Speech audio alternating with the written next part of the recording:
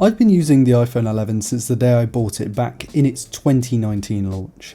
Sure, I review Android smartphones, but for that very reason, I find an iPhone a breath of fresh air against a constant stream of Android phones. When the iPhone 12 came out, I asked Vodafone if they'd send one over for review, and they thankfully said yes. So thanks to Vodafone, today I'm going to be looking at the iPhone 12 a couple of months later, and whilst we're here, please do check out the links to Vodafone's 5G and LTE plans in the link in the video description, as long as where to purchase this smartphone via Vodafone. Straight away then, those squared off edges have shaken up the industry. It's the magical feeling of nostalgia that sells this phone's looks and ergonomics, because really, it actually feels pretty awkward in the hand without a case on it.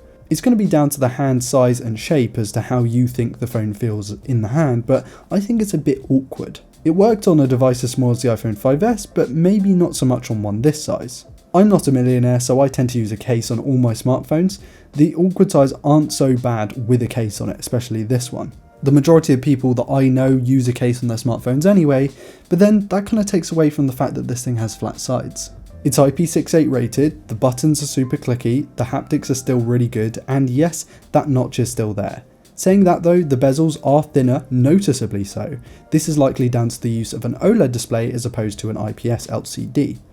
Namely, a 6.1 inch 60Hz panel that looks fantastic, but is by no means the best on the market in my opinion, not from a spec perspective, but also from a form factor perspective. It is sharp, colourful and responsive for a 60Hz screen, but it's got that notch, got those super rounded corners, and isn't as spectacular as something like the Note 20 Ultra display or the Find X2 Pro display. What the iPhone 12 has is definitely a top-notch processor. The A14 Bionic is silly fast whether you're a light or heavy user. This thing will perform to your needs without a hitch. It's got 4GB of RAM, which might not be as much as you'd expect in 2020, especially in a smartphone that cost £800, but in reality, it seems to work just fine. Aside from the fact that iOS still, for some reason, kicks every single app outside of RAM.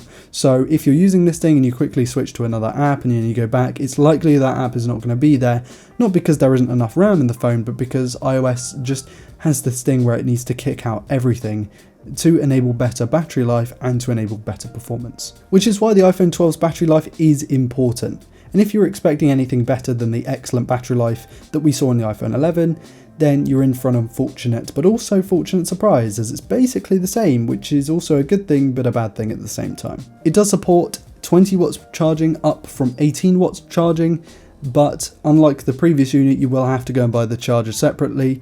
I don't know if this is really a huge deal. Like, it's annoying, but it's also something that like everyone seems to have a smartphone charger anyway, and it's not the fastest charging by any means. The wireless charging is okay, but then there's MagSafe. I honestly think that MagSafe's a little bit of a gimmick. It's one of those things that every Apple phone like connoisseur is going to love, but I think that the majority of people are probably just going to stick with the normal charger in the box and plug it into, say, their laptop or their PlayStation to charge. Let's talk about cameras now, because it's one of the most important things for a 2020 smartphone.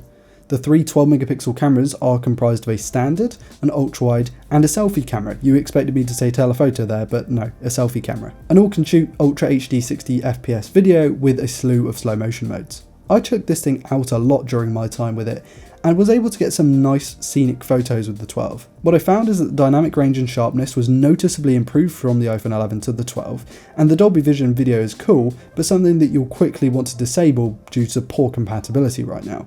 If you want one of the best smartphone cameras out right now, the iPhone 12 is a great option, but it's also worth noting that the 12 mini and the 12 Pro have a similar setup. The 12 Pro Max has the new bigger sensor and is something that if you're a photography nerd, you're going to want to go towards. However, that smartphone costs a lot more than this one. So, in my, I think it's almost month and a half with this smartphone now, is it any good? Yes. Is it something you should buy? Definitely. If you're looking for a new smartphone, maybe your contract's run out and you're looking for something new, this is a really, really good option. I'm going to have a video comparing this to my iPhone 11 coming fairly soon. However, just to give a bit of a spoiler, I don't think it's worth upgrading from the 11 to the 12. It's got a nicer display and a nicer design, but it also compromises in the battery life department, and in my opinion, those squared off edges aren't really worth it. Because like I said earlier in the video, a lot of people that I know, including myself, we use cases on our smartphones because we're not made of money, and if this thing breaks, it's going to cost quite a bit to fix. However, if you'd like to live life on the edge and you got loads of money and you don't care, then I would recommend getting this thing over the 11 and actually a lot of smartphones in the current market. Because as I said in my iPhone 11 1-year review, this is one of the better rounded smartphones out there, just like the iPhone 11.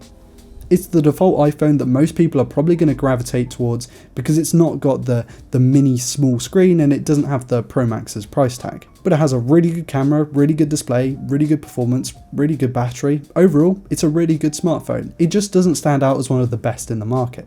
If you were considering upgrading to this from say an iPhone 10, then I massively recommend you go for this one over the Pro. Not only because it costs a lot less, but because it does most of what the Pro does just in a cheaper form factor.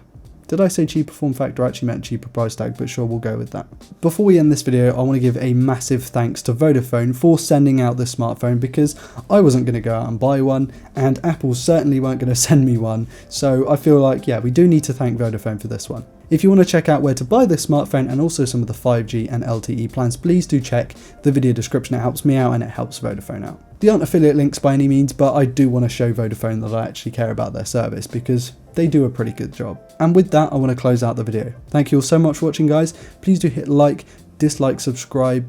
I forget how to do this every time. Please do like, dislike, comment and subscribe if you're around here to miss a video like this one. Also check out all my links in the video description, and I want to give a massive shout out to my patrons for being awesome. So thank you so much for continually supporting me. I've been Ryan Thomas and I'll catch you in the next video. Peace.